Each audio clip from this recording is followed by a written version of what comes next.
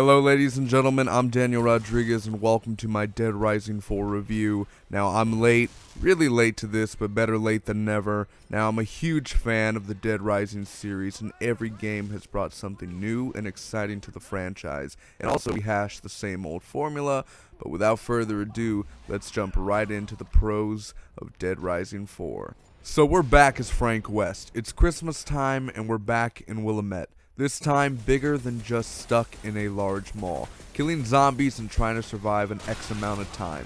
First off, the vehicles and weapons. Now while playing through Dead Rising 4, it feels that through my playthrough that there was not a lot of variety in weapons. You often find the same blueprints more than making new weapons. But with some of the weapons I did construct, they were a blast to use, and as well, more of the combining of the vehicles in this game. Which was a lot of fun when you're trying to get from one side of the map to the other. Now Frank West has a new voice actor. This time at first it's hard to get into this new douchier version of Frank, but after an hour or so, all his jokes seem to hit the right parts of your experience. He's enjoyable and fun to play, so kudos to the writers for Frank West this time around. Now the graphics are not the top of the charts in this generation of consoles, but using most of the Forge engine. It's beautiful yet bland. More of that with the cons in a few minutes. The graphics are still fine and true to what Dead Rising 3 started a few years ago, with the massive hordes of the undead in front of you to massive explosions you cause with some fireworks. Now the mech suits, new to the series and add a cool and different experience to this franchise. Even though you're pretty much overpowered from the beginning, the finishers and kills you can do and rack up in here is exciting, so every time you're near an exosuit, you gravitate towards it. Just when you're messing around and slaying zombies, this is some of the most fun you're going to have in here. The main villain Calder, teased throughout the whole game, and when it comes down to the boss fights, well, all boss fights are too damn easy. Calder is interesting and creepy. His design, backstory, and voice. Mostly the voice adds the terror, and his roars from afar. How do you kill someone that's already dead, but talks and has a mech suit on?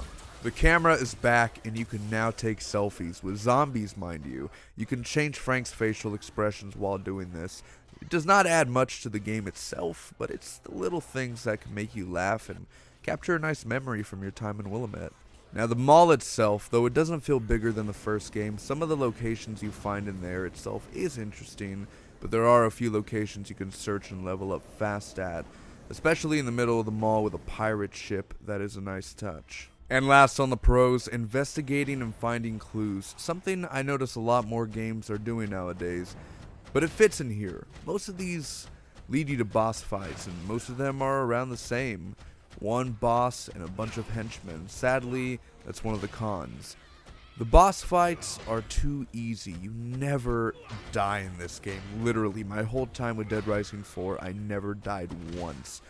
And the repetitive boss fights having henchmen got old real quick. The map itself could have been bigger and held more. The world, even though a lot of undead, it just felt dead.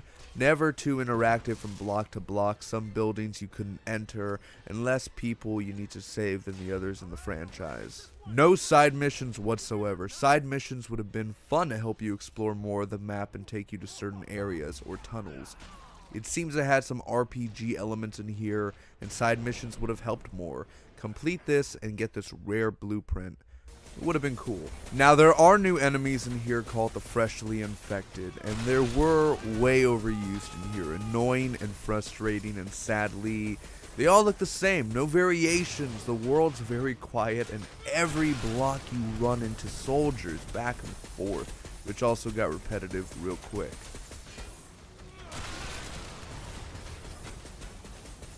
Now I don't mind leveling up fast, but when you can play 3 hours and be around level 15 or 20, that's just not right.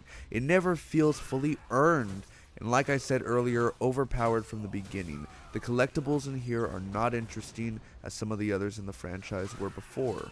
The AI is stupid throughout the whole game. Almost all side characters and minor villains are dumb and predictable. And last but not least, there are no multiple endings. It breaks the cycle from the others in the franchise and leaves a bitter taste with a less than holly jolly ending. Overall, Dead Rising 4 is not horrible. It has flaws, quite a few, But if you're looking for a fun kill the undead for countless hours just like the others, then this is a game for you to play. It's not the best in the franchise, but it's great to have Frank back, and the mech suit does help with some creative killing decisions. It's not that long of a game either, especially since it's low price now. I recommend picking this up for the holiday season, mess around a bit. Do anything while absolutely doing nothing. I'm going to give Dead Rising 4 a 6.8 out of a 10, which equals a C+. Thanks everybody for watching. If you enjoyed this review, make sure to hit that like button, leave a comment, and tell me what you think of Dead Rising 4, and hit the subscribe button for more future game reviews. Till next time, bye bye.